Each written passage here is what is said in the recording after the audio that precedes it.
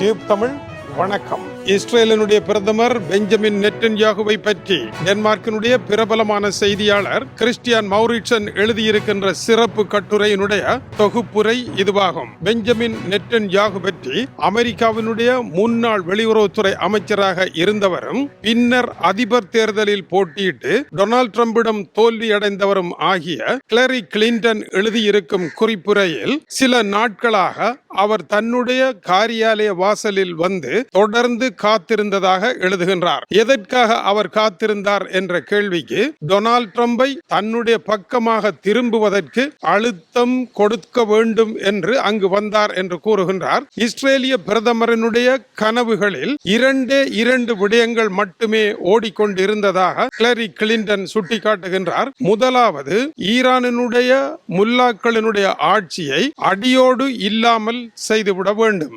அவருடைய பிரதான எதிரிகளே அவர்கள்தான். இரண்டாவதாக, சவுதி அரேபியா இஸ்ரேலை ஒரு நாடாக அங்கீகரிக்க வேண்டும். இந்த இரண்டு நிலைகளையும் உருவாக்குவதன் மூலமாக இஸ்ரேலிய பிரதமர் தன்னுடைய கனவுகளை அடைந்து விடலாம் என்றும் அதற்கு ஏற்ப அமெரிக்க அதிபரை திசை திருப்ப வேண்டும் என்பதற்காக அவர் பல இடங்களில் இது போன்ற லாபி செய்கின்ற வேலைகளை செய்தார் என்று சுட்டிக்காட்டுகின்றார். இஸ்ரேலிய பிரதமர் எதற்காக இப்படி செய்கின்றார்? அமெரிக்காவில் அவருடைய செல்வாக்கு என்ன? அந்த செல்வாக்கை அளவுக்கு அதிகமாக பாவித்து இப்பொழுது கீழே விழக்கூடிய ஒரு இடத்திற்கு அவர் வந்திருக்கின்றார் என்பது அந்த ஆய்வாக இருக்கின்றது. அமெரிக்க அதிபர்களுக்கு இல்லாத ஒரு செல்வாக்கு இஸ்ரேலிய பிரதமருக்கு இருக்கின்றது. அவர் முன்னர் அமெரிக்காவில் நீண்ட காலமாக இருந்தவர். அமெரிக்காவினுடைய ராஜதந்திர துறையில் பணியாற்றியவர். இஸ்ரேலினுடைய ராணுவத்தில் பணியாற்றுவதற்காக அமெரிக்காவில் இருந்து சென்றவர். அதேவேளை மறுபடியும் அமெரிக்காவில் ஐக்கிய நாடுகள் ஸ்தாபனத்தினுடைய இஸ்ரேலுக்கான தூதராக இருந்தவர். இந்த காலத்தில் அவர் முக்கியமான தலைவர்களை எல்லாம் சந்தித்து அவர்களுடனான நட்பை ஏற்படுத்தி இருந்தார். இதனால் இஸ்ரேலிய பிரதமருக்கு அமெரிக்க மக்களையும் அமெரிக்க தலைவர்களையும் நன்கு அறிந்த ஒருவராக இருந்த காரணத்தினால் அமெரிக்க அதிபர்களை எப்படி கைகளுக்குள் போடுவது என்பதை நெட்டன்யாகு தெளிவாக அறிந்திருந்தார். இதில் முக்கியமான விடயம், அமெரிக்க அதிபர்களினுடைய பலம் என்ன, பலவீனம் என்ன என்பதை அவரோடு தேர்தலில் போட்டியிட்ட, அவருக்கு எதிரான, அவரோடு இருக்கின்ற அனைவருடனும் நட்பாக பழகி ஆசை வார்த்தைகளை அவர்களுக்கு கூறி அப்படியே அவர்களிடமிருந்து இவர்களுடைய பின்னணி காட்சிகளை அவர் பிரதி செய்து கொள்வார். அதன் பின்னர் அதை வைத்தே அழுத்தங்களை அவர் கொடுக்கவும் தொடங்குவார். இதனால் அமெரிக்க அதிபர்களினுடைய பலவீனம் என்ன என்பதை தெரிந்த இன்னொரு பலவீனமான மனிதர் தான் இஸ்ரேலிய பிரதமர். அவர் இந்த பலவீனங்களை வைத்தே அமெரிக்க அதிபர்களை தோல்வி கடலில் தள்ளினார். ஒவ்வொரு தடவையும் அவர் மத்திய கிழக்கில் போரை நடத்துகின்ற பொழுதெல்லாம் அமெரிக்க தலைவர்களினுடைய காதுகளில் பூச்சுற்றி அவர்களை ஆபத்தான இடத்திற்கு அழைத்து சென்று, சிங்கத்தை அழைத்து சென்ற நரி கிணற்றை காட்டி அதற்குள் விழச் செய்த உபகதை போல அமெரிக்க அதிபர்களையும் அமெரிக்காவையும் வீழ்த்தி அதன் பின்னர் எதிர்ப்புகளை சம்பாதித்துக் கொண்டு மறுபடியும் கச்சேரியை ஆரம்பிப்பது இவருடைய வேலை. எனவே இஸ்ரேலிய பிரதமர் என்பவர் முஸ்லிம் மக்களுக்கு எதிரானவர்கள் என்று கருதுவதை விட அமெரிக்க அதிபர்களினுடைய நேரடி வில்லனாகவே அவர் இருந்தார் என்பதுதான் கிறிஸ்டியான் மௌரிட்சனுடைய இந்த ஆய்வு கட்டுரை பேசுகின்ற கருப்பொருளாக இருக்கின்றது.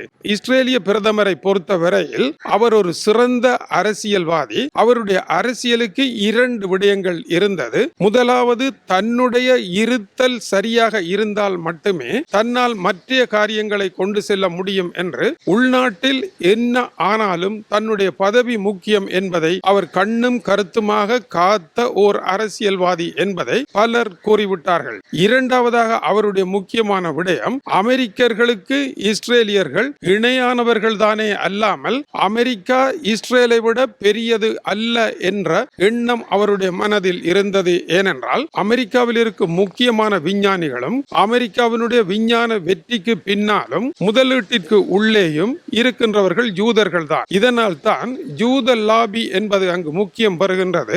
அமெரிக்க அதிபர் ஒருவர் இஸ்ரேலிய பிரதமரை பகைத்து விடுவது ஈடுபடுவாராக இருந்தால் உடனடியாக அமெரிக்காவில் இருக்கும் யூத லாபியை எதிர்க்க வேண்டி வரும். இவர்கள் மிகப்பெரிய இடங்களிலும் மிகப்பெரிய தேர்தல் நிதியை வழங்குவதிலும் முன்னணி இடத்தில் இருப்பதனால் அவர்களை பகைக்க முடியாமலும் ஏற்படுகின்றது. இதேவேளை இஸ்ரேலிய பிரதமரை பகைத்தால் என்ன ஆகும் என்பதற்கு அமெரிக்காவினுடைய முன்னாள் கருப்பின அதிபராகிய பராக் ஒபாமா முக்கியமான காரணமாக இருந்திருக்கின்றார். ஒபாமாவினுடைய இரண்டாவது பருவ காலத்திலே இஸ்ரேலிய பிரதமர் அவருக்கு எதிராக அமெரிக்காவினுடைய பாராளுமன்றமாகிய காங்கிரஸில் அங்கிருக்கும் முக்கிய உறுப்பினர்களை திரட்டினார். காங்கிரஸில் ஒபாமாவிற்கு அப்பொழுது பெரும்பான்மை இல்லை என்பது குறிப்பிடத்தக்கது. அந்த ஆதரவை திரட்டியதன் பின்னர் அமெரிக்க அதிபரினுடைய வெள்ளை மாளிகைக்கு செல்லாமல், வெள்ளை மாளிகையினுடைய அனுமதியை பெறாமல் அமெரிக்காவினுடைய காங்கிரஸில் சென்று அமெரிக்க அதிபரினுடைய கொள்கைக்கு எதிராக பேசியவர் இஸ்ரேலிய பிரதமர் பெஞ்சமின் நெட்டன்யாகு.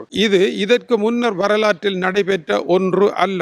இதனால் பராக் ஒபாமா மிகவும் அவமானப்படுத்தப்பட்டார். அவர் இஸ்ரேலிய பிரதமருக்கு 2 காரியங்களை செய்தார். காங்கிரசிற்கு சென்று பேசிய நீ ஒரு காலமும் நான் இருக்கும் வரை வெள்ளை மாளிகைக்குள் நுழையக்கூடாது என்று அவரை விரட்டியடித்தார். இரண்டாவதாக ஐக்கிய நாடுகள் சபையினுடைய பாதுகாப்பு சபையில் முதலாவதாக இஸ்ரேலுக்கு எதிரான ஒரு பிரேரணையில் அமெரிக்காவை வீட்டோ பாவிக்காமல் தடுத்து நிறுத்தி இஸ்ரேலிய பிரதமருக்கு கொடுக்க வேண்டிய பலியையும் சூட்டையும் அவர் கொடுத்தாலும் இஸ்ரேலிய பிரதமருடனான தலைவலி அவருக்கு போகவில்லை. அவரும் முன்னைய பிரான்சினுடைய அதிபராக இருந்த சார்கோசியும் பேசிக் கொண்டிருந்த பொழுது சார்கோசி இஸ்ரேலிய பிரதமர் ஒரு பொய்யன் என்று கூறியிருக்கின்றார். அதேவேளை பராக் ஒபாமா உங்களுக்கு ஒரு தடவை அவர் பொய்யன், எனக்கு எந்த நாளும் தலைவலியாக இருக்கின்றாரே என்று கூறிய பொழுது மிகவும் தந்திரமான முறையிலே அங்கிருந்த ஒலி வாங்கி செயற்பட்டு கொண்டிருந்தது. அது ஒபாமாவிற்கும் சார்கோசிக்கும் தெரியாது.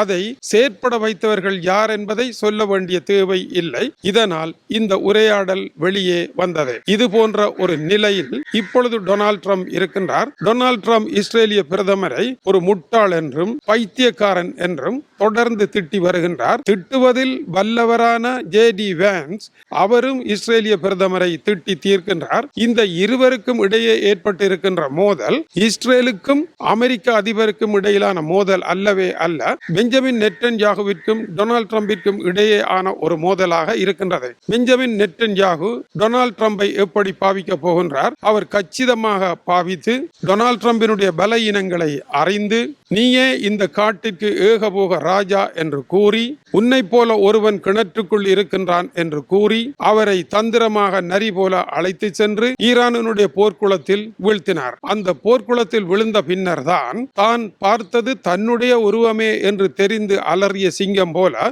அலறிய டொனால்ட் ட்ரம்ப் இப்பொழுது அமைதி ஒப்பந்தத்தை எழுதியிருக்கின்றார். இந்த அமைதி ஒப்பந்தத்தை எழுதியது இஸ்ரேலுக்கு பாதகமாக அமைந்திருக்கின்றது.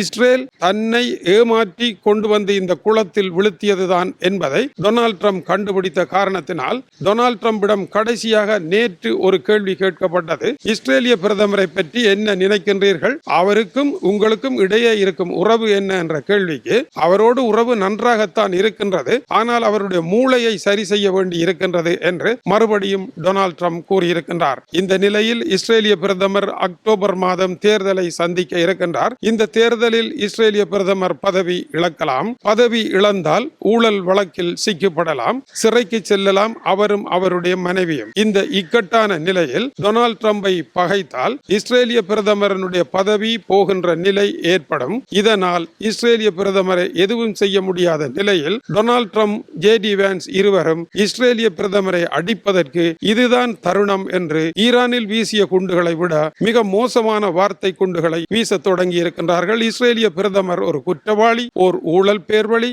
சிறைக்கு செல்ல வேண்டியவர், என்னால் தான் காப்பாற்றப்பட்டிருக்கின்றார், அவரை யாரும் மதிப்பதில்லை, அவரினால் தான் இஸ்ரேலையும் இன்று எவரும் மதிப்பதில்லை என்று டொனால்ட் ட்ரம்ப் கூறியிருப்பதற்கான காரணமாகவும் இருக்கின்றது. எனவே இதுவரை காலமும் அமெரிக்க அதிபர்களை சிங்கம் என்று புகழ்ந்து கிணற்றில் வீழ்த்தி வெற்றி வாகை சூடிய சிறப்பான அறிவுபூர்வமான அரசியல்வாதி ஆகிய இஸ்ரேலிய பிரதமர் பெஞ்சமின் நெட்டன்யாகு பல தடவைகள் கிணற்றில் இருப்பது உன்னுடைய எதிரி என்று கூறுவதை இனி அமெரிக்கா நம்புவதற்கு தயாரில்லை என்ற நிலை வந்திருப்பதனால் இஸ்ரேலினுடைய பாதுகாப்பிலும் பெரும் சிக்கல் ஏற்பட்டிருக்கின்றது. இதுதான் அவருடைய கட்டுரை தருகின்ற கருத்தின் சாராம்சமாக இருக்கின்றது. தொடர்ந்து இணைந்திருங்கள். மேலும் இப்படியான சம்பவங்கள் ஈரான் அமெரிக்க போரை விட மிக சுவாரஸ்யமான, மிக முக்கிய முக்கியமான அறிய வேண்டிய பல செய்திகள் இனிமேல் தான் வரப்போகின்றன என்பதுதான் முக்கியமானது. தொடர்ந்து இணைந்திருங்கள். இது டியூப் தமிழினுடைய உலக செய்திகளுக்காக இலங்கை வடபுலம் யாழ்ப்பாணத்திலிருந்து கீசே துறை. வணக்கம் உறவுகளே.